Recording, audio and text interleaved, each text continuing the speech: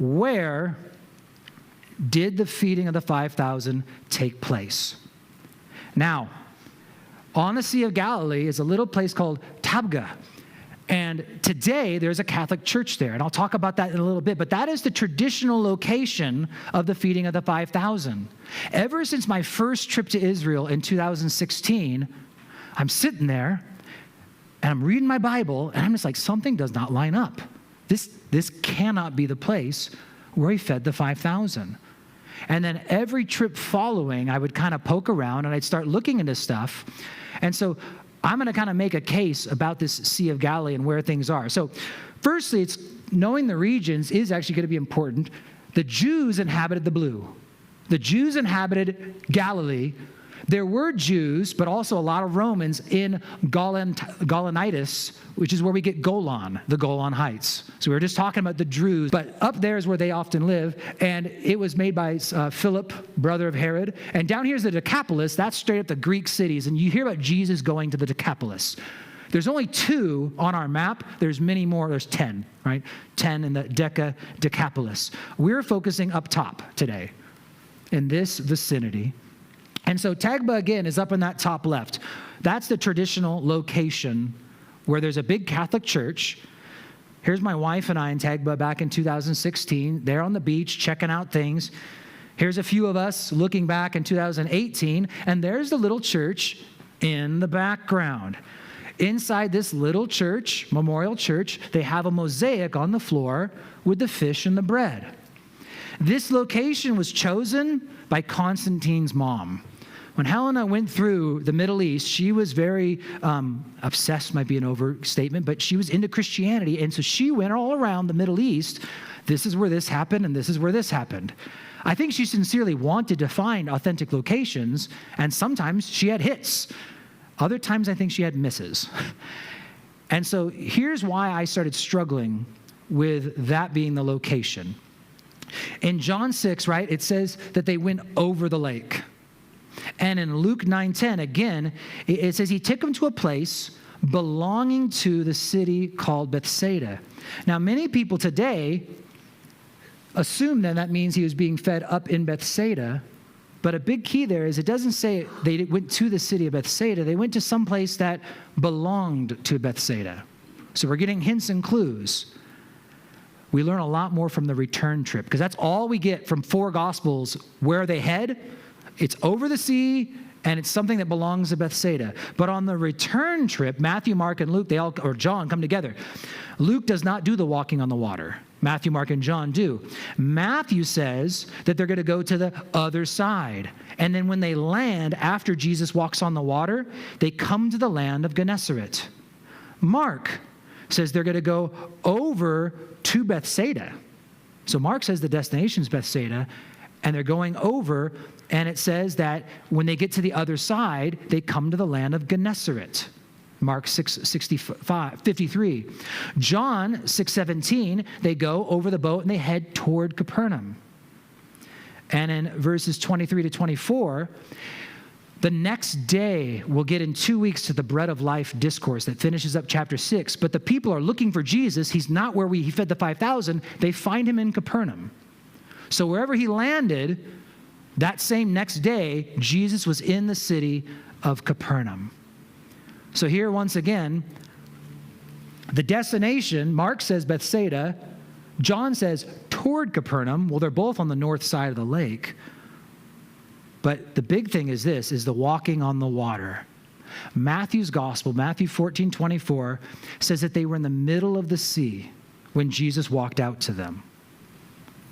Mark's gospel says they were in the middle of the sea as Jesus walks out to them. John's gospel actually says they'd rowed about 3 to 4 miles. When you convert it into miles, about 3 to 4 miles.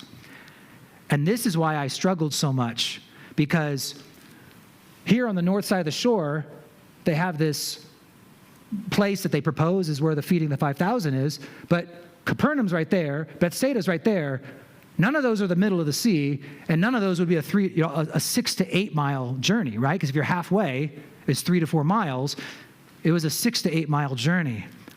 And so I started mapping things out.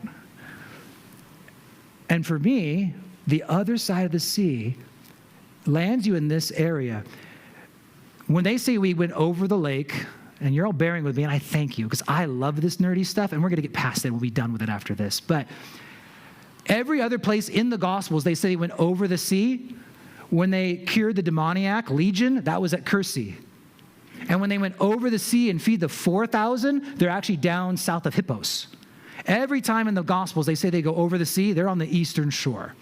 And so when I mapped all this out, basically, well, 6 to 8, that's what I'm looking for. 6 to 8 miles. If they're headed to Bethsaida, they'd be leaving from that part of the shore. If they were headed to Capernaum, 6 to 8 miles, they'd be leaving somewhere in that section. Some of us who've been to Israel, I've only gone to this place a couple times, there's what's called the Nuqib Lookout. Many of you might remember this as the place where the pigs were supposed to have jumped into the water. So a few of you maybe have been there. It's on that eastern shore where the pigs are supposed to have leapt off into the water after Jesus cures the demoniac. And looking down to the left, that's Ein Gofra. It was an ancient port. If they were trying to get away, to be alone, there was a port at Cursi, that was a town, and that was a pagan town. There was a port at Susita Hippos area, that was a big town. This was a fishing port, but there was no town attached to it. Belonging to Bethsaida, those guys fished the whole lake. My assumption is there was a port that the Bethsaida fishermen would go down and use to stop and do their fishing stuff, and it belonged to that city. And so on the left there is Ein Gofra. On the right there, you can see Dallas's belly. That's Dallas, for those who know Pastor Dallas. And another shot, this is looking north. Cursi and the church is to the north, but if you look at the right, all the hills and all the green grass. And so, all this said, I held for years, it's got to be somewhere over there. And in 2020, when we were in Israel, we're there in February of 2020, I'm telling my guide, I'm like, this is my theory, I'm walking them all through it. Because no one, up until that point, I can't find anyone who's ever had this crazy idea that Joe's has. But my guide goes, where'd you hear that? I'm like, I came up with it. I read the Bible, and put two and two together. She's like, well, did you hear about hippos? I'm like, no. Hungry hippos? And she's like, no, Hippos, the city of Hippos. Hippos is one of the Decapolis. This is February 2020. 3 months earlier, in November of 2019, they had just uncovered the burnt church. It's a Christian church that was built in the Byzantine era, and they had just uncovered in the floor of that church a bunch of fish and baskets of bread. So what they've discovered is this, the archaeologists and the Israeli news had it in there. You can Google it. They're saying, new theory, that perhaps this is where the feeding of the 5,000 took place, because we've got these fish and bread, and likely, back at 400 AD, people had a better idea of where it was. So you heard it here first. That's all I wanted to get to, is you heard it here first, people. Okay. I've been saying that for years, and I was just excited to see more things unfold and more stuff, and there's even more little bits. I'm not going to put up all the other things, but yeah, there's more tidbits that make it fascinating. So he's probably on this side of the lake. He probably landed at a port where it's a fishing port that Philip, Peter, Andrew, James, and John, they were all fishermen from Bethsaida. They're all from Bethsaida. They're all fishermen. Many were living in Capernaum now, but where do we go to get away? I know a place. Hop in the boat. And so as they hop in the boat to get away from up in Bethsaida or Capernaum, I don't know where they left from.